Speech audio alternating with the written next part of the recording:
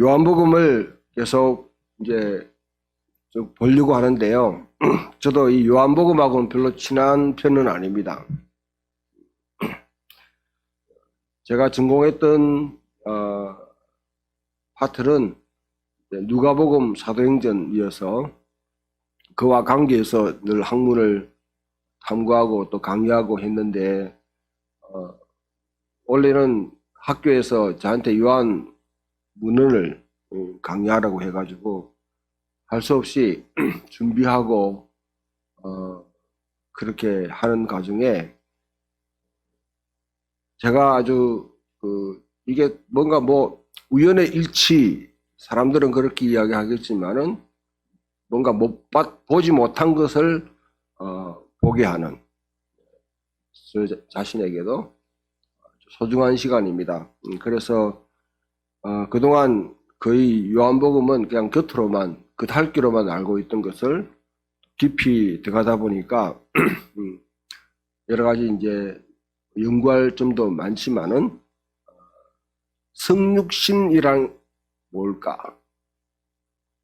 성육신이 뭘까? 그 점을 아주 깊이 생각할 수 있는 그런 기회가 된 것 같아요.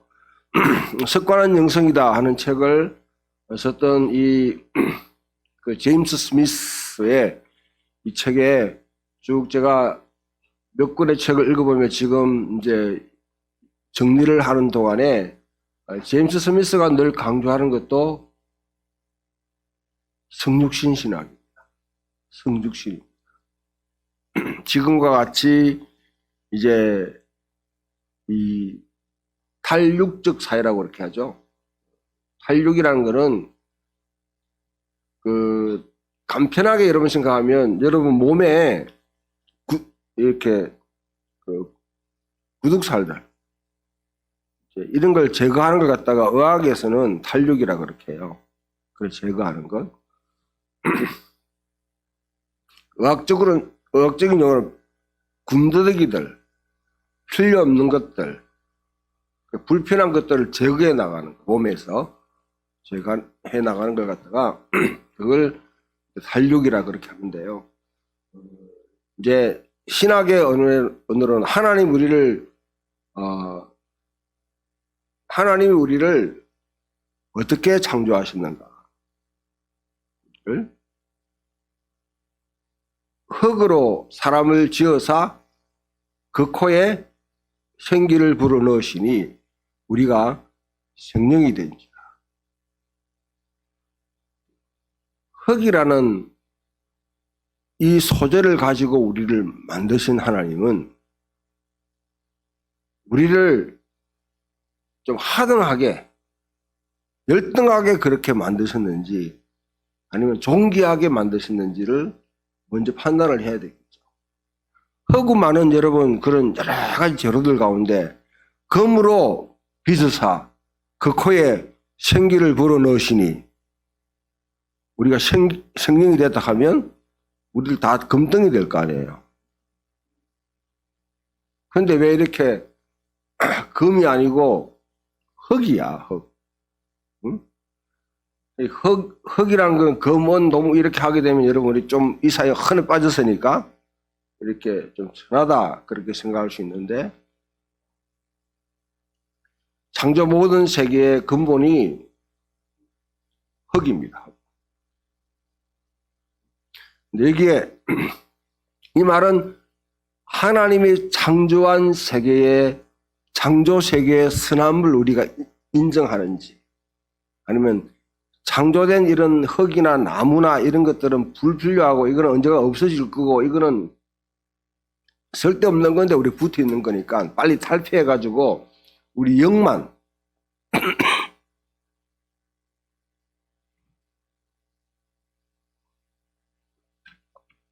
딱 끄집어내 가지고 하나님이 다시 우리를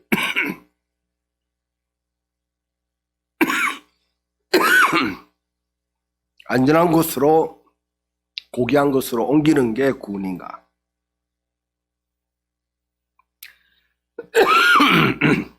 죄송합니다. 제가 이게 목 감기가 간질간질해가지고 말을 하면 털어버리는데, 이런 상황에서 우리 이때까지 대부분의 기독교는 제가 들었던 복음도 그래요. 우리 예수 믿으면 죽으면 천국 간다. 그래서 우리 영혼의 고귀함에 대해서는 굉장히 많이 강조했어요. 우리가 살아가는 동안에 듣는 이야기 가운데 영적이라는 말을 굉장히 많이 사용하잖아요. 뭐 영적으로 붙이면 좀 고귀하게 되나? 응? 육적하게 되면 뭔가 안 좋은 걸로. 근데 과연 성경에 하나님께서 영과 영을 그렇게 구분했는지. 물론 여러분 성경을 읽어보면, 특히 바울 서신에 가보면 영은 좀 하던 것 같이 여기고 육은 하등 좀 이렇게 불필요한 제약과 관계된 것처럼 여기고, 그 다음에 영은 고귀하고 구원과 관계된 것처럼 그렇게 연결된 부분들이 있어요. 그거는 헬라 세계, 바울이 지금 사역하고 있는 헬라 세계의 세계관과 접촉점을 가지고 설명하기 위해서 그렇게 하는 것이지, 창세기부터 계시록까지 전체 여러분 이 성경이 말하는 세상은 영과 육을 분리한 적이 없습니다. 신학을 하는 사람들이 뭐가 문제냐면 개념화를 시켜야 되기 때문에 자꾸 2분설, 3분설 이런 식으로 자꾸 이렇게 구별해서 생각해야 돼요. 성경은 2분설, 3분설 지지하지 않습니다. 그런데 관심이 없어요. 인간이 영과 육이다는 이 사실. 우리 지금 육이라는 이거는 타락한 세계에서 뭔가 부패되어 가고 병들고 이렇게 하기 때문에 잘못된 것으로 여기지만은 육 자체는 하나님이 우리에게 창조의 손길로 만들어서 주신 것. 이 말은 우리가 살아가면서 우리 주변에 살다 보면 좀 불편하고, 때로는 이거는 부당하고, 그 다음에 쓸데없는 것 같고, 그걸 하면 안 되는 것 같은 그곳에 대해서 이때 우리는 계속 도피하고 아니면 그냥 회피하고 그걸 갖다가 이렇게 밀어내려고 그렇게 했는데, 성경을 읽어보면 예수님은 바로 그곳에 오시는 것이죠. 예수님이 육신을 입었다는 것은 이 땅에서 사실 1세기 당시의 유대의 상황이란 것은 정말 열악한 상황입니다. 정치, 경제, 사회, 종교 모든 점에서 제대로 돌아가는 것이 없는, 마치 막다른 골목으로 막 가는 것 같아요. 종교도 부패했습니다. 유대교도. 성경을 읽어보면 여러분 대충 나오지 않습니까? 경제는 그야말로 상당히 감사합니다. 경제는 요즘 여러분 실업자들이 많이 나오잖아요. 실업자가 자꾸 양성되지 않습니까? 좋은 현상이 안 좋은 현상이에요.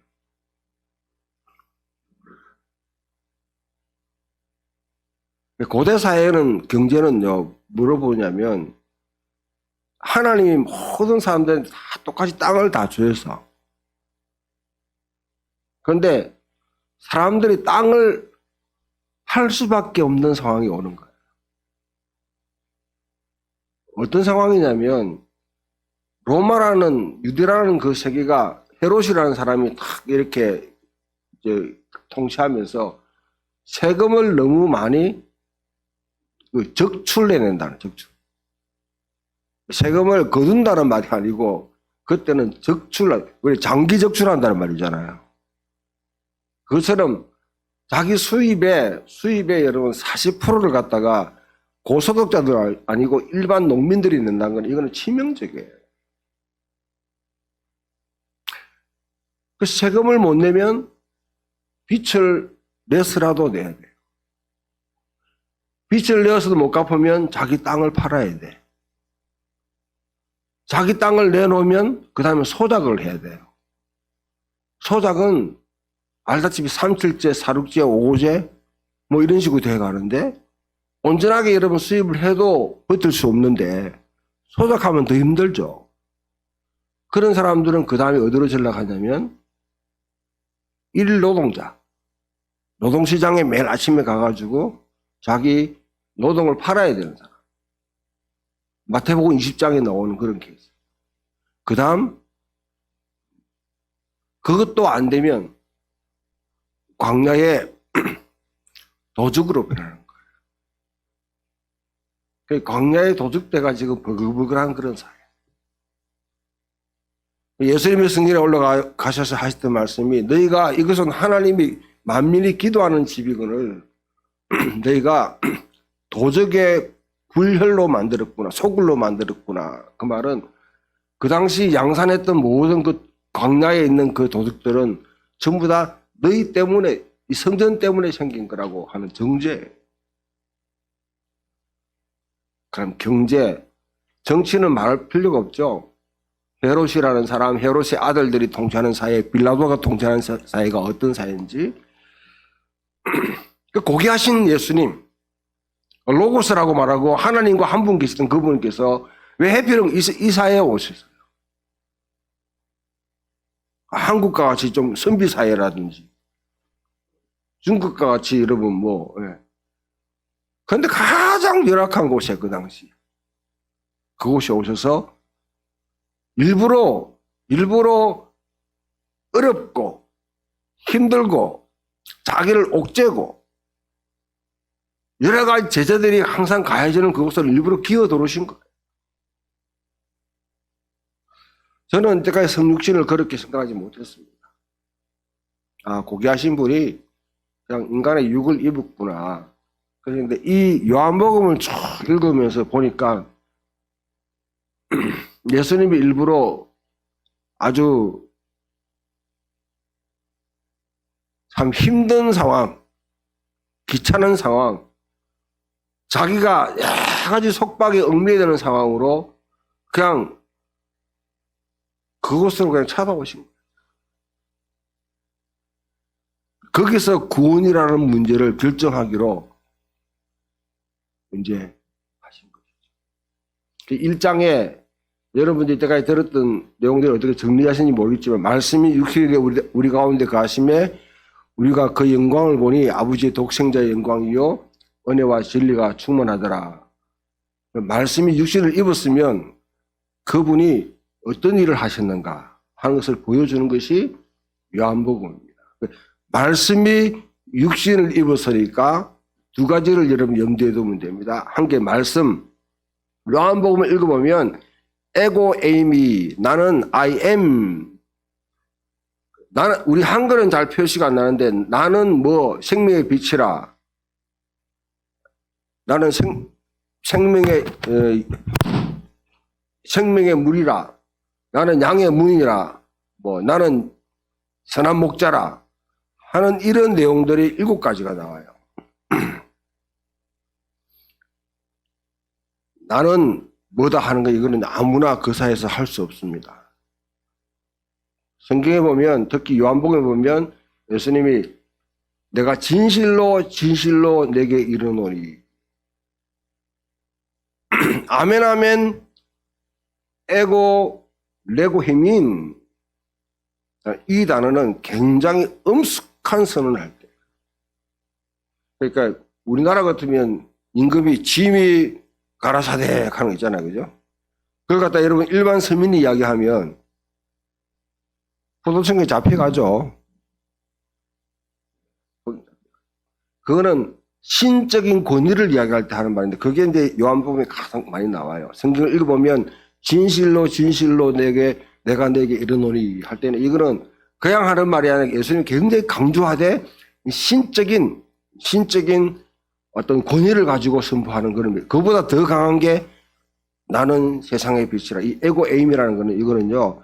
여러분 출애굽 전에 그 광야 가시들기 나무에서 모세가 하나님을 만났잖아요. 만났을 때 모세가 그래 말씀을 하시는데 도대체 당신이 누군지 이름을 알아야 될 거 아니요. 이름 좀 가르쳐 주소. 이렇게 하니까 예수님이 하셨던 말씀이 하나님이 하신 I am that I am. 뭐라는 말이야 도대체. 거기서 나오는 단어가 여호와 야훼라는 단어로. 여러분 지금 성경에 보면 여호와라는 말 있잖아요.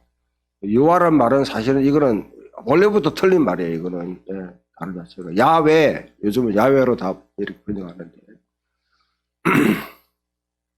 야훼라는 그 말 자체가 나는 스스로 있는 자니라 그걸 요약합니다. 그와 같은 신적인 나는 바로 야훼와 같은 자다 하는 말 표현하는 게 나는 세상의 빛이라 나는 생명의 떡이라 나는 세상의 양의 문이라 선한 목자라 부활이요 생명이라 나는 포도나무라 하는 이런 여러 가지 7가지의 말씀들이 가지고 있는 메시지예요.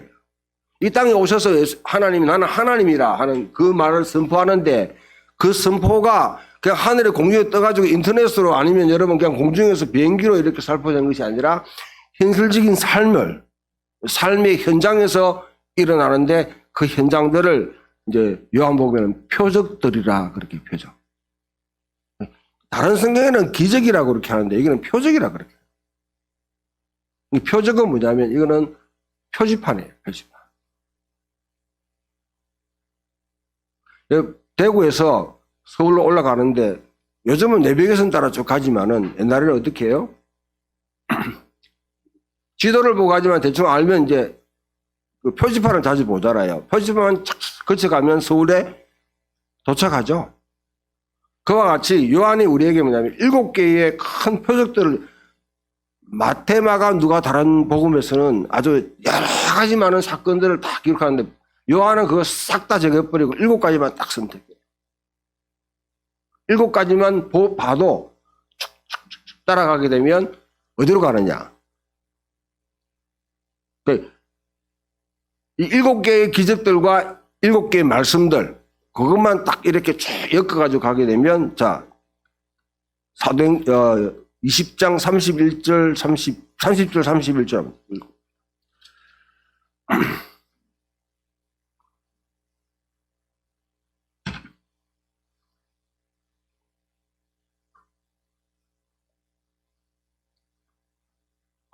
30절 31절 다 같이 읽어봅시다. 시작. 예수께서 제자들 앞에서 이 책에 기록되지 아니한 다른 표적도 많이 행하셨으나 오직 이것을 기록하면 너희로 예수께서 하나님의 아들 그리스도이심을 믿게 하려 함이요 또 너희로 믿고 그 이름을 힘입어 생명을 얻게 하려 함이라.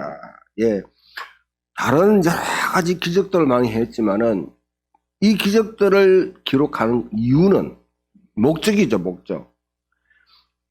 너희로 예수께서 하나님의 아들이고 그리스도임을 믿게 하라며 또 그것을 믿고 그 이름을 힘입어 영생을 얻게 하라며. 목적은 예수 그를 믿고 그 다음 우리 속에 영생을 얻게 하랍니다.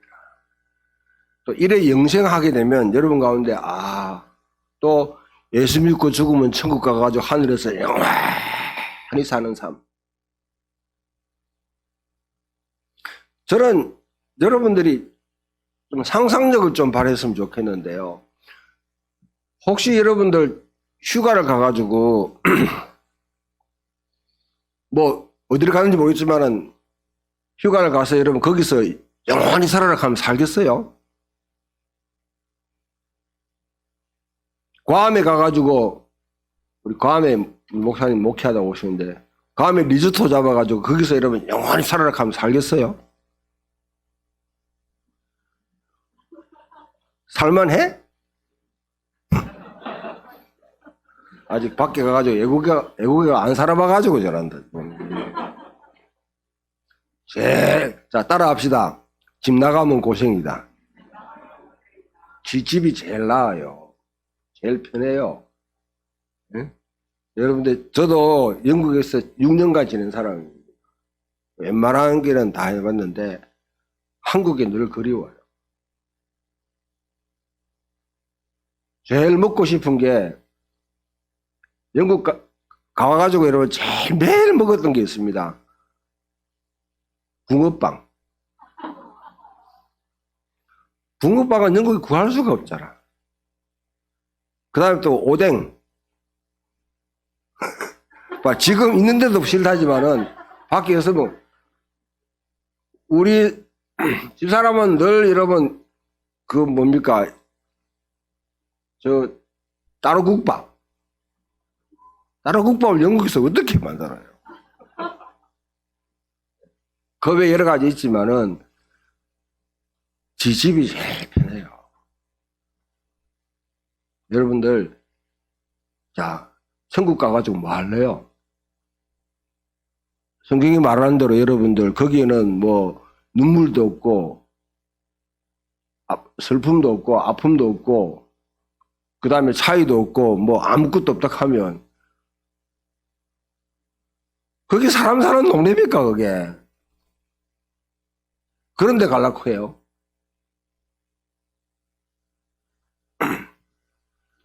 제가 이 말은 성경에 이 말들이 여러분 다시 우리가 해석해야 되지만은 하나님은 우리가 정말 행복하게 역동적으로 창의적으로 살기를 원하세요.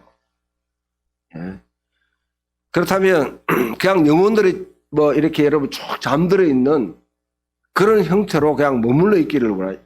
그게 구원이 아닙니다. 이 창조 세계가 인간의 제약으로 해서 망가졌다는 거죠. out of order.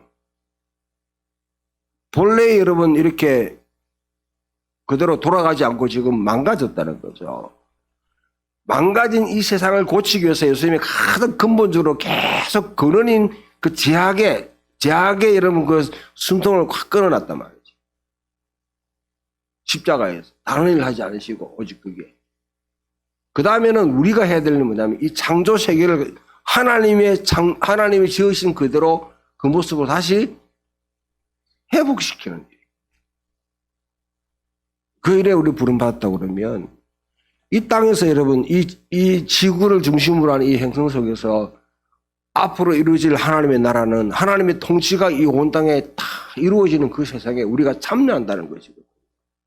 바로 영생은 그겁니다. 영생은 질적으로 차이가 있는 길이가 아니고요. 양적인 말한 것이 아니라 그래서 내가 물과 성령으로 거듭나지 않으면 하나님 나라에 들어갈 수 없느니라. 물과 성령으로 거듭나지 않으면 우리가 영생을 얻을 수 없느니라. 하나님이 세상을 이처럼 사랑하사 독생자를 주셨으니 누구든 저를 믿는 자마다 멸망치 않고 영생을 얻게 하려 하시며 했을 때 이 영생은 뭐냐면 하늘에 잇대어 살아가는 삶입니다. 거듭난다는 말은 다시 태어난다는 말이 아니고 이거는 from above, 위로부터 태어납니다. 제약 속에 있는 인간은 하늘과의 관계가 끊어져 버려요. 쉽게 말하면 여기 나무가요, 뿌리가 잘린 거예요. 뿌리가 잘리면 어느 정도 살아가죠. 그러나 곧 말라 비틀어지잖아요. 그리스도 안에 하늘의 본래 생명의 근원이신 하나님께 내가 다시 뿌리를 내는 거예요. 그게 영생입니다.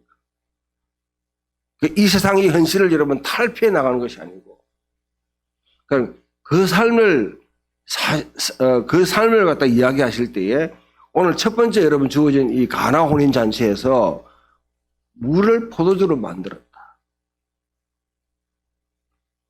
여러분 이게 안 믿어지면 그건 내가 책임 못 져요. 성경에는 여러분 합리적으로 생각해가지고 믿을 수 없는 내용들이 참 많습니다. 그렇다잖아요. 여러분 하영조 목사님 계실 때 연예인교회에서 성경 공부하는데 성경 공부를 좀 뒤에 요한복음부터 시작하지 굳이 마태복음부터 시작해가지고 마태복음 읽어 나가다가 뭐냐면 처녀가 잉태의 아들을 낳았다. 이 도저히 못 믿는 거 한 놈이.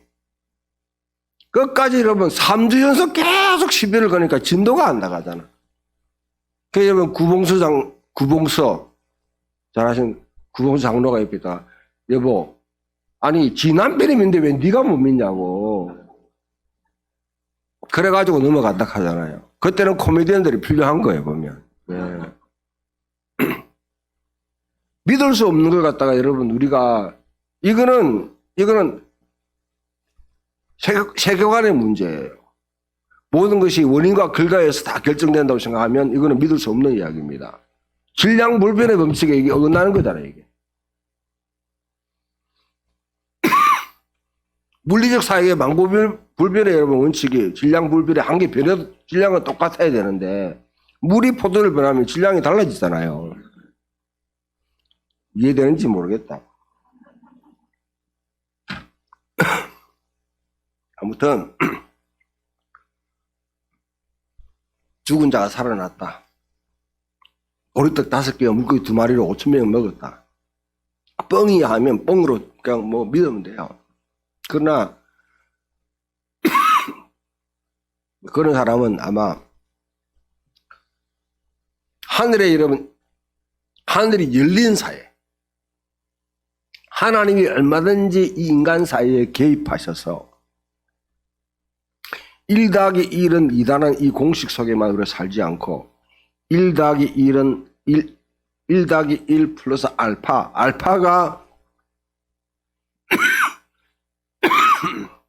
있을 수 있는 여지를 만든다면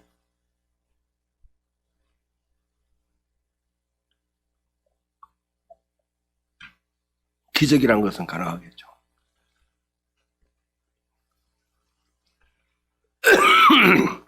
천지를 창조하신 하나님이 이 땅에 시공간을 초월해서 뚫고 개입하셔서 뭔가를 하신다고 그러면 기적은 얼마든지 가능성이 있습니다.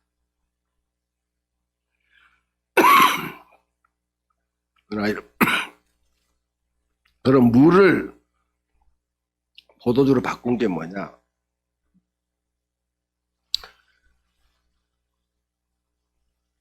우리나라에는 잔치집에 국수를 먹어야 되잖아요.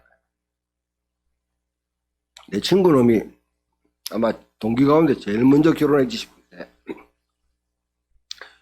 그 당시 서울에 아주 그냥 잘 나가는 기업가의 부사장하고 결혼했어요. 딸하고 결혼했어요. 생전 가보지도 못한 호텔에서 그냥 탁 하는데 함박 스테이크를 갖다 내놓더라고요. 우리는 잘 먹었죠. 그 다음에 갔다 와가지고 그래 고향 가가지고 의성 촌놈인데 고향 가가지고 욕만 실컷 들으면 돼요. 버스 타가지고 갔는데 국수도 없고 그게 뭐냐고.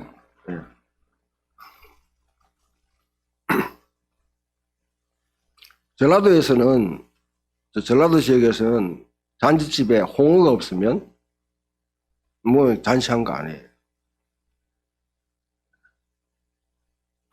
우리 경상도 사람들은 조금 이렇게 적응이 안 되지만은 마찬가지로 유대 사회에서는 잔치집에는 반드시 포도주가 있어요. 포도주가 없어지면 어떻게 돼요? 흥이 없어지잖아요. 기쁨. 성경은 기쁨이다 하는데 우리말로 하면 흥이 없어져요. 예수 안 믿는 사람들이 예수 믿는 사람 보면 신기하다고 그래요. 저 사람들은 식당에 앉아 술도 안 먹는데 뭐 저래 말을 갖다가 즐기면서 오랫동안 밥 먹는지 모르겠다고 그렇게 하더라고요.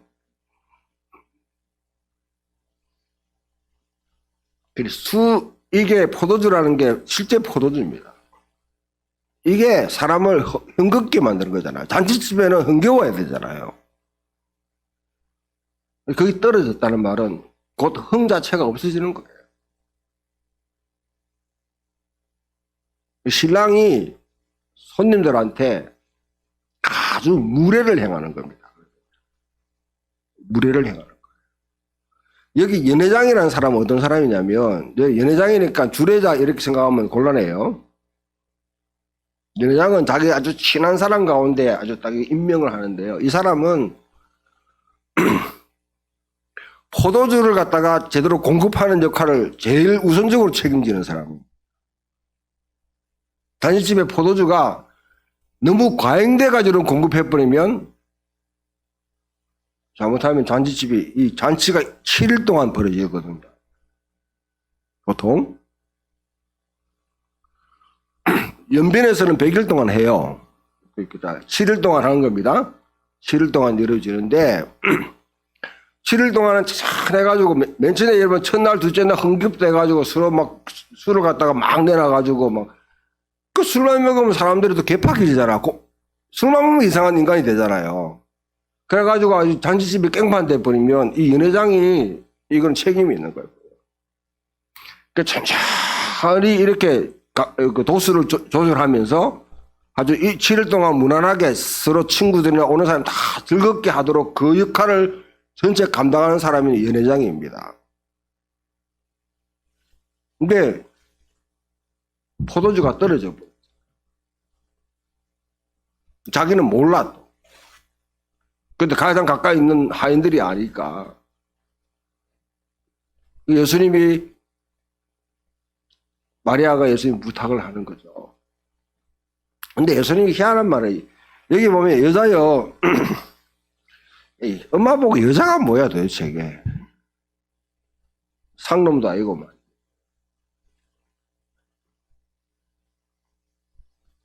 이때 이 여자라는 거는 여러분 십자가에서도 예수님이 여자야 이렇게 하죠. 이거는 이 정도 되면 여러분 이거는 우리와 같이 무리한 말은 아니구나. 관례적인 말이구나. 그 정도는 여러분 생각하면 됩니다. 나와 무슨 상관이 내 때가 이르지 아니하였다. 이 또 때가 나와. 이게 뭐냐? 예수님은 이 땅에 오셔서 30년 동안 이 땅에 그냥 살면서 거의 묻혀 살다가 이제 막 공식적으로 활동을 하기 시작하는데 지금 요게 딱 요 때가 딱 스타트 딱 되면 이제는 어디로 곧장 가야 되냐면 십자가를 가야 돼요. 이 내 딸이라는 거는 십자가에 죽는 시간이에요. 죽는 시간. 그 마리아가 뭘 역할을 하냐면 방아쇠를 갖다가 당기는 역할을 하는 거예요. 예수님은 좀 더 놀고 싶은데 좀 천천히 있다가 뭐냐면 그냥 십자가 가면 되는데 기적을 행하라는 말은 이제부터는 네 스스로 노출시켜가지고 이제부터는 메시아 하면서 이제는 빨리 죽으라 이 말이에요. 우리는 알지만은 예수님도 뭐 마리아는 몰랐을 거예요. 우리 이야기가 다 끝나고 난 뒤 지금 뭐 이해하니까. 아무튼 내 때란 거는 예수님이 지금 뭐냐면 메시아직을 갖다 감당해야 될 텐데 이걸 마리아가 지금 요청하니까 내 때가 아직 이르지 아니했나. 아직 내가 그렇게 하고 싶은 마음 없는데요. 나 좀 더 잔치 즐기고 좀 이따가 갈락 하는데 마리아가 지금부터 시작해라. 자, 예수님 물과 포도주를 그 물덩이가 뭐냐면 정결법. 정결법이에요. 유대인들 사이에서는 이거 미크바 해가지고 모든 식사에 뭐냐면 다 하기 전에 다 손을 다 씻어야 됩니다. 그게 정결법의 굉장히 가장 기본이네요. 왜 이게 중요하냐면, 자, 조금, 이 전체를 주관하는 하나의 여러분, 이 의제는 바리새인들의 생각인데요. 바리새인들의 기본적인 생각은 왜 우리가 지금 식민 통치를 받냐? 왜 지금 로마인들 압박을 받고 있냐? 우리들이 정결하지 않기 때문에. 그러면 성전에서 제사를 드릴 때 그만큼 정결하듯이 이스라엘의 모든 사람들의 집, 심지어 주방까지, 밥 먹는 현장까지 정결해야 됩니다. 그래서 이 정결법이라는 게 굉장히 발전되어 있습니다. 613가지의 그런 규례들 가운데 거의 3분의 2가 밥 먹고 이렇게 식사하는 것과 관계되어 있어요. 그런데 이 정결기 결례가 뭐냐면 쉽게 말해 행하지 않으면 부정하다고 생각하는 거죠. 그 성경을 읽어보면 이런 문제 때문에 예수님 시비를 거는 경우가 많잖아요. 그렇죠? 읽어보면 왜 당신은 제자들은 손을 씻지 않습니까? 예수님도 그러니까 왜 손을 씻지 않는지 시비를 거는 사람들이 대부분 서기관과 바리새인들입니다. 이 결례법은 뭘 하는 역할을 하냐면 이거는 사람을 갖다가 정결한 사람, 부정한 사람 나누는 거예요. 자, 구별하면 차별하게 돼 있죠. 차별하면 협오하게 되어 있습니다. 협오하면 배제하게 되어 있어요. 정결일법이란 이게 사람을 갖다가 사람을 사실은 배제하고 협오하고 하는 이 역할을 합니다. 여러분 스스로도 정결법이 다 있잖아요. 어떤 사람은 사귀어야 되는 사람이고 어떤 사람은 사귀지 말아야 되는 사람. 없어요? 무작위로 막 사귀어요? 누구든지 어떤 사회든지 이 정결법은 다 있습니다. 그죠? 근데 이게 그 잔치집에 뭐냐면 이 결례법이 있는데 이게 결국 사람을 갖다가 사람을 나누고 차별하고 그다음 배제하고 협오하는 그런 도구로 있는 것을 주님이 그게 물등이 포도주로 바꿔버리는 거죠. 흥을 갖다가 살리기.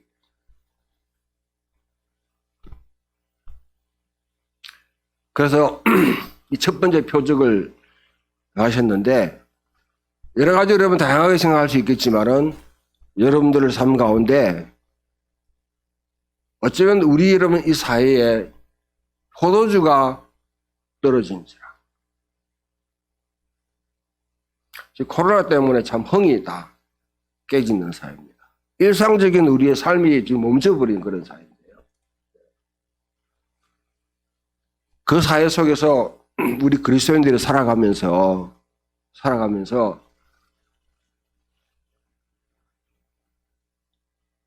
물을 포도주로 바꿀 수 있는 그 역할을 무엇이겠는가를 한번 생각해보는 그런 시간. 그 가운데 가장 저는 코로나가 여러분 재앙이라 생각할 수 있지만은 어떤 점은 축복이라고 볼 수 있습니다. 축복이라고 볼 수 있습니다. 하나님께서 우리에게 가져다 주는 것들이 참 많아요. 우리가 정상이라고 생각했던 것들이 정상이 아닐 수 있다는 것을 우리가 다시 생각하게 만드는 거죠. 너무 집착하면서 살아갔던 것들 이런 것에 대해서 다시 멈추게 만드는 것이죠. 뿐만이 아니라 여러분 코로나가 딱 되니까 저는 가장 기적이라고 생각하는 게 기본소득이라는 이거는 정상적인 사회에서는 아주 이거는 여러분 이거 그랬다면 그냥 좌파로 다 몰아가는 거예요. 우리 사회에서. 좌파로 다 몰아가는 그런 사회인데 지금 기본소득이란 말이 그냥 가장 우파를 대표하고 있는 당에서 지금 그 이슈가 먼저 꺼내잖아요. 코로나가 아니면 이거는 불가능해요. 여러 가지 정치적인 홍역을 거쳐야 되는 건데 이런 걸 보면서 이 사회의 약자들, 연약한 사람들이 이제는 다시 부각되면서 그 사람들을 배려할 수 있는 그런 정책들을 만들어내는 것. 저는 코로나가 저는 하나의 축복이라 생각합니다. 그 외 여러 가지를 우리 이야기할 수 있겠지만은